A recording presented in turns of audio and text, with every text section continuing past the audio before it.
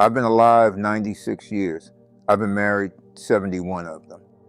And I need to tell you something about marriage that your generation does not want to hear. I've been alive 96 years. I've been married 71 of them.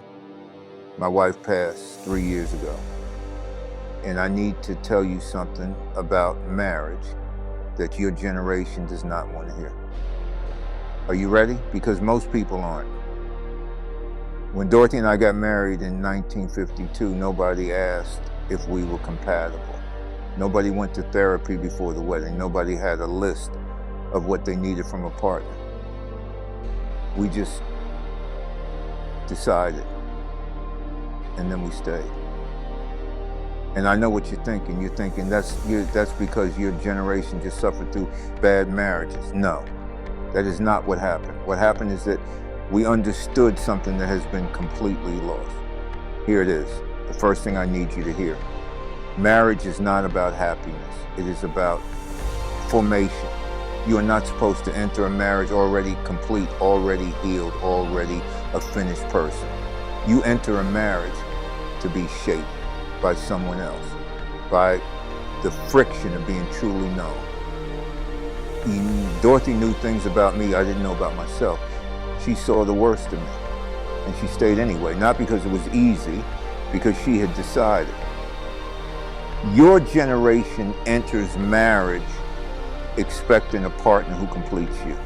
And the moment they fail, the moment they say the wrong thing or grow in a different direction, you call it incompatibility, you call it falling out of love. We called it Tuesday. You are not looking for a soulmate. You're looking for someone brave enough to build a soul with you. Uncomfortable truth number 2. The second thing, and this one will hurt more. You are addicted to the feeling of love, and you have confused the feeling with the thing itself. In 1952, I didn't feel in love every day, not every week, some months. If I'm honest with you, I didn't feel it at all. But I knew something. I knew that love was a practice, not an emotion. I practiced it. I chose it when I didn't feel it. I showed up when I didn't want to. And then when sometimes months later, the feeling came back bigger than before. You don't stay because you feel it. You feel it because you stay. I remember 1974, Dorothy and I had our worst year. We barely spoke. I slept in the other room for 3 months. I genuinely thought it was over. You know what I did?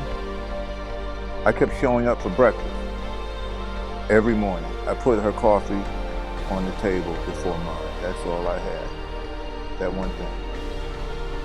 And one morning, I don't know why that morning, she looked at me and said, "Man, thank you."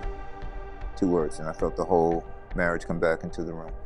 If I had left in those 3 months, if I had done what your generation calls honoring my feelings, I would have missed 40 more years of the best friendship I ever had. Uncomfortable truth number 3. The third thing, the last thing.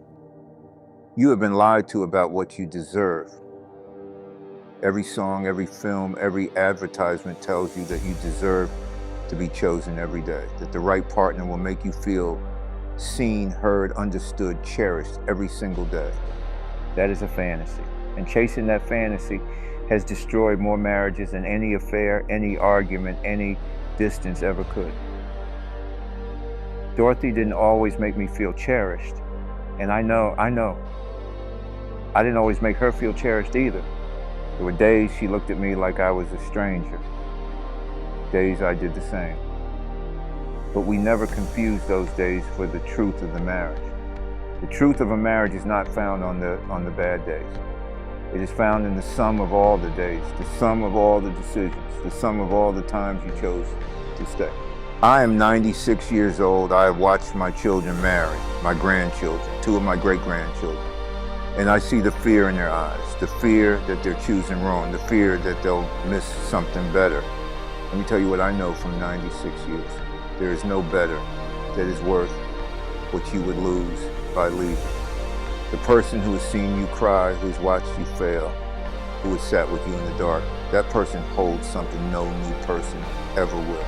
They hold your history. They hold your becoming.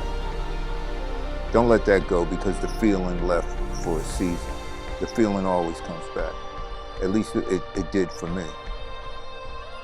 If you're watching this and you're in a hard season of your marriage and marriage, stay. Just stay a little longer. And if you know someone who needs to hear this, send it to them, not to convince them. Just so they know, someone who lived 96 years thinks they're worth fighting for.